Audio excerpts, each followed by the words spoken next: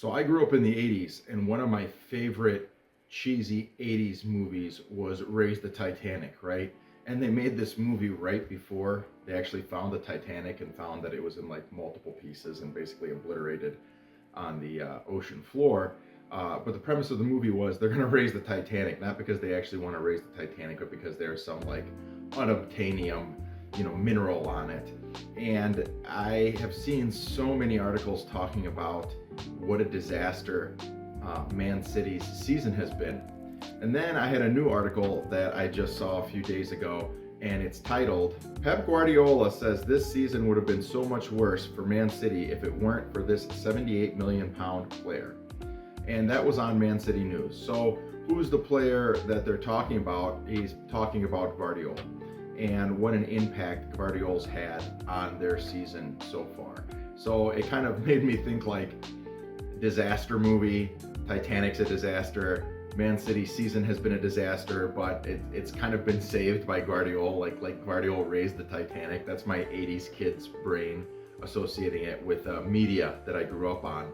That Guardiola, he's raised the Titanic. So Pep says, speaking to the press, Pep admitted that he thinks this season could have been even worse if it weren't for Guardiola, who the City boss describes as a real warrior. Pep said in his pre-Leicester City presser, I'm lucky Josko Gvardiol was a real warrior. All the time there, since the beginning of the season. I can't imagine what would have happened without Guardiola. Like, they wouldn't have hit the iceberg or the ship wouldn't have sank, right? That's why I can just be grateful and appreciate his focus to be ready all the time. So, the other thing too, when you have a team like Man City, that obviously a lot of money, a lot of resources have been spent and put into making this team. I always find it funny when people are like, oh, they're doing so bad. Isn't it funny? Isn't it this? Isn't it that? All these other teams have a lot of money too. And all these other teams want to win as well. So I don't like to see Gvardiol and Kovacic doing poorly or on a team that's not doing so great.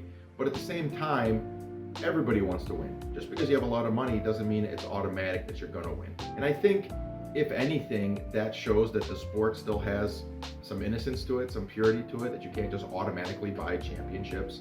KDB is going to be gone at the end of this season from Man City. Haaland has an injury. He's out for the rest of the season. Some of the guys might be coming back. I heard John Stones is going to be able to play again. And so, they have some things that are going their way. But let's continue with the article. Guardiola picked up a hamstring injury on international duty with Croatia this month, but managed to recover in time for Bournemouth, playing the full 90. And since the turn of the year, Guardiola has played all but 3 minutes of every Man City game, barring FA Cup games against Salford City, Leyton Orient, and Plymouth Argyle. And so when he signed for Man City, Guardiola was brought in as a center back, but in what's proven to be a brilliant move from Pep, Guardiola is very much now a left back, albeit still capable of playing in the middle.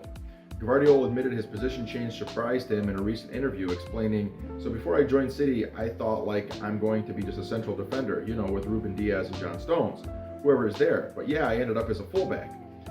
And so it's interesting to me when you have a player like Gvardiol, who is such a quality player, that you can put him anywhere really, and he can shine. I think, what did I see? 10 goals and 4 assists this season with Man City. He's a defender, and he's a central D. He ends up going out on the left, still plays great. I mean, he's made a couple mistakes. Every player has. I mean, he hasn't been perfect, but I think Gvardiol and his quality is a really big reason why Man City's in 5th and not further down. And what's interesting about Premier League this year? There's only 5 points that separate 5th and 10th place. So there's a lot of things that could still happen this season. I think when you look at the Premier League, people are like, oh, Premier League is the best league out there. I don't know if it's the best league.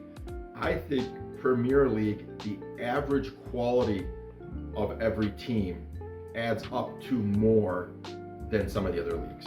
So, I mean, do I think, Premier League better than Real Madrid or Barcelona or Bayern Munich? No, those are all amazing teams, right?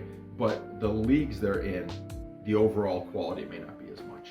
Whereas in Premier League, I think think the overall quality of the teams is better. It's a tough league. Everybody wants to win. And so it's good for me to see Gvardiol doing so well, especially with World Cup qualifiers coming up, especially with going into the World Cup. Croatia had a tough Nations League. They stomped France their first game. They tried to hold France off their second game. Went into extra PKs and they lost. You gotta live with that. But what's nice to see is these young players playing so well and coming up and doing so well, and Gvardiol's one of those. So Man City's season might have been a disaster, but Gvardiol raised the Titanic. So I want to end with saying just a couple more things. One, we had our first video. It was a YouTube short that hit over 1,000 views. So the channel's growing. People are coming. People are enjoying our content. Please make sure you watch our shorts and our long-form videos. And for our subscribers, thank you very much for subscribing. Like, share, get more people to the channel. All that helps the channel out a lot more. And we're having fun doing this, and we're having fun that you guys are enjoying our content. So stick around. There's always more coming, and enjoy the rest of your weekend. Thanks. Bye.